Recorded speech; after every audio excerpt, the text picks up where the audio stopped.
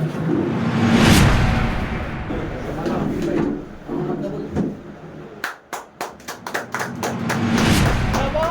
जिंदाबाद जिंदाबाद जिंदाबाद शहीद चौधरी आगे बढ़ो, हम तुम्हारे साथ हैं। लड़ रहे हैं। ये आवाम की तरफ से हमारा बहुत ज़्यादा ये था कि एसडीपीआई ने यहाँ पे इलेक्शन लड़ना चाहिए, क्योंकि आज तक जो है हमारे वोट तो पाए जाते हैं लेकिन हमारे मसलों पे कोई काम नहीं करता है। और रहा सवाल ए और बी टीम का जो है भाजपा का जो इल्ज़ाम लगता है, हमने देखा है कि आज बीजेपी के अंदर 23% जो है ना कांग्रेसी लोग हैं। तो ये जो इल्ज़ाम लगा रहे हैं ना, उन्होंने अपने पहले गिरोबानों में झांक के देखना चाहिए कि कौन बी टीम है कौन ए टीम है। और इस तरीके से इलेक्शन, क्योंकि आज भाजपा जो वन इलेक्शन वन पार्टी इस टाइप में जो कदम बढ़ा रही है, तो वो भी चाहती है कि कांग्रेस मुक्त हो जाए। और आज जो हम लोग कदम बढ़ा रहे हैं, क्योंकि जिसका वैक्यूम है देश के अंदर, वो जो सिद्धांतों की पॉलिटिकल पार्टी है वो एसडीपीआई। और जब हम लोग आ रहे हैं मैदान में तो आज उनको पेट में दर्द होता है, इसीलिए वो लोग भाजपा पे इल्ज़ाम लगाते हैं। मैं कोई दम नहीं आप पर भी इसलिए लगाया जा रहा है क्योंकि दीगर जो पार्टियां हैं जो सेकुलरिज्म के नाम पर इंडिया अलायंस एक इत्तेहाद बना है, इंडिया अलायंस और एनडीए का मेन मुकाबला देखा जा रहा है, तो कहीं ना कहीं ऐसा देखा जाएगा कि एक मुस्लिम प्रत्याशी उतारने की वजह से वोट बटेंगे, जिससे एनडीए को डायरेक्ट फायदा हो। नहीं, इस तरीके की देखिए ये जो चीज़ें हैं ना, यही बोल कर जो है जो आवाज़ उठती है छोटे छोटे पॉलिटिकल पार्टीज़ के ज़रिए से ये करके उसको दबाया जाता है। तकरीबन आज तक के अगर हम लोग हिंदुस्तान की राजनीति देखते हैं तो जब भी कहीं माइनॉरिटी का अपलिफ्टमेंट के लिए या माइनॉरिटी कैंडिडेट उतारा जाता है तो उनको बोला जाता है कि आपके वजह से भाजपा आ जाएगी। ये फंडे ये पुराने हैं और इसमें कोई दम नहीं है। और यह पार्टी जो है ये कोई मुस्लिम सेंट्रिक पॉलिटिकल पार्टी नहीं है, ये सिर्फ मुसलमानों की पॉलिटिकल नहीं, ये यहाँ के हर भारतीय और हर मजलूम की आवाज़ बन के उठी है। और हमारी पॉलिसी में भी है कि हम देश के लिए राजनीति करते हैं, किसी भी धर्म और जाति के लिए राजनीति नहीं करते। सर, आपके पार्टी का मैनिफेस्टो क्या है? हमारे पार्टी के मैनिफेस्टो में हम लोगों ने बताया है कि हम लोग वेलफेयर स्टेट एस्टेब्लिश करना चाहते हैं, जिसमें हमारी सोशल डेमोक्रेसी की आइडियोलॉजी है, जहाँ पे हम लोग जो वंचित है, चाहे वो लेबर क्लास हो, वुमेन सेफ्टी हो, हमारे फॉरेन पॉलिसीज़ हो। आज देखते हैं कि हमने फॉरेन पॉलिसी को मोदी ने किस तरीके से मिसलीड किया हुआ है। भले वे आके इवेंट्स ऑर्गेनाइज़ करते हैं फॉरेन में, लेकिन उसके बाद में से आज हमारा हंसी उड़ रही है। अभी जो उन्होंने एक बयान दिया है कि घुसपैठिया और ये चीज़ों को लेके काफ़ी देशों ने जो है ना इसकी निंदा भी की है, वहाँ के मीडिया में भी आया है। तो इसको लेके हमारी फॉरेन पॉलिसी भी एकदम फर्म है। डेवलपमेंट की राजनीति हम चाहते हैं, लेकिन इको डेवलपमेंट की चाहते हैं। वही अर्थव्यवस्था जो हम चाहते हैं वो कैपिटल अर्थव्यवस्था न थे, मिक्स इकोनॉमी की हम लोग पॉलिसी लेके चाहते हैं, जहाँ पर गरीब गरीब होते जाए और रिच होते जाए। इस तरीके की पॉलिसी हमारी नहीं है। तो ये डिटेल जो है आप लोगों को मैनिफेस्टो दिया जाएगा, आप देख सकते हैं उसमें। आप लोग जान रहे हैं कि लोकसभा इलेक्शन शुरू हुआ है और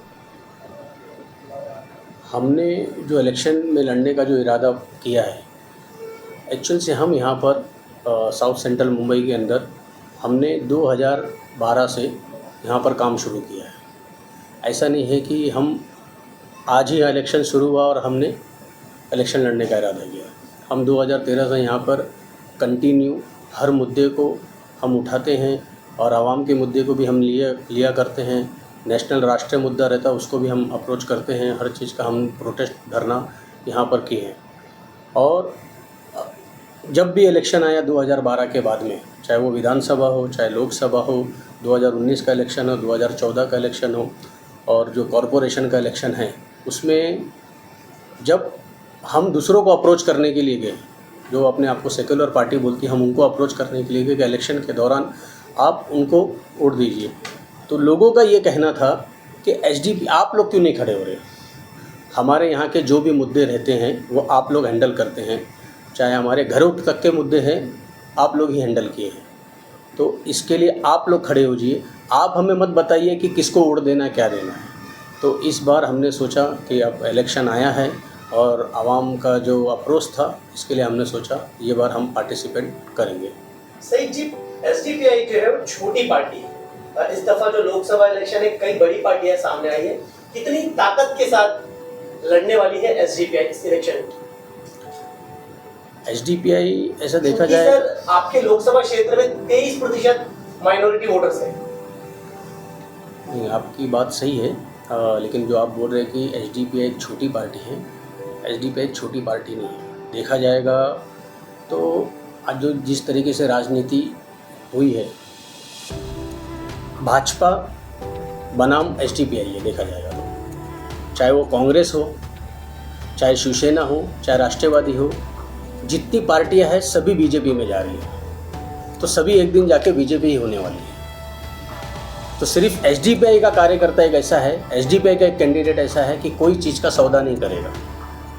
उनके ऊपर ऐसा नहीं कि बहुत सारी मुसीबतें नहीं हैं, ईडी की भी रेट हुई, हर चीज़ की एटीएस की रेट हुई, हर चीज़ के हमने अब परेशानी झेली हुई है। हम लेकिन कभी सौदा नहीं की, तो इसके लिए हम हमेशा यही समझते हैं भाजपा और एसडीपीआई का है जो भी इलेक्शन। आपको एसडीपीआई ने यहाँ पे दक्षिण मध्य मुंबई का आपको कैंडिडेट बनाया, आप जीतने के बाद सदन में जाके यहाँ के लोगों के लिए क्या करना चाहिए? यहाँ के लोगों की आवाज़ नहीं है, हम तो पूरे मुल्क की आवाज़ है। अपने संसदीय क्षेत्र के बारे में कुछ कहिए। हमारे संसद में अगर देखा जाए तो चेंबूर एक छोटा सा इलाका है। अगर साउथ सेंट्रल मुंबई का अगर देखा जाए, यहाँ पे बहुत सारी परेशानी है। जिस तरीके से आप देखेंगे कब्रिस्तान के मुद्दे हैं।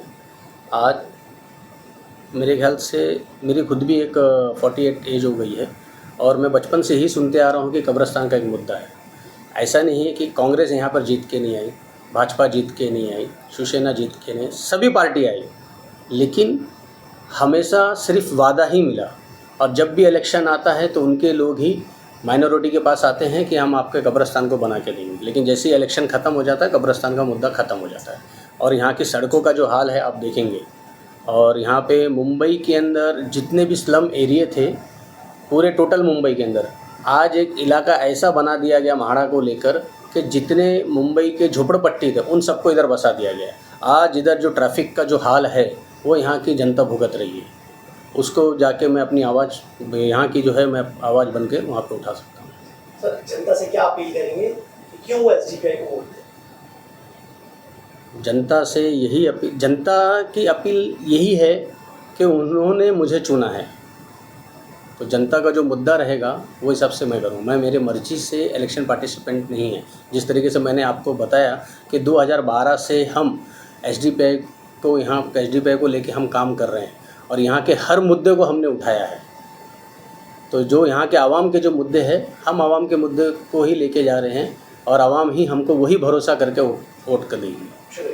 इस प्रेस कॉन्फ्रेंस में आपको अपने संसदीय क्षेत्र के लोगों से कुछ कहना चाहेंगे?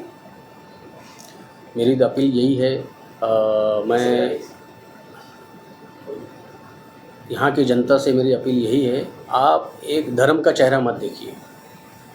आप एक रियल अगर आपको सेकुलर देखना है तो वो social democratic party of India को देखिए।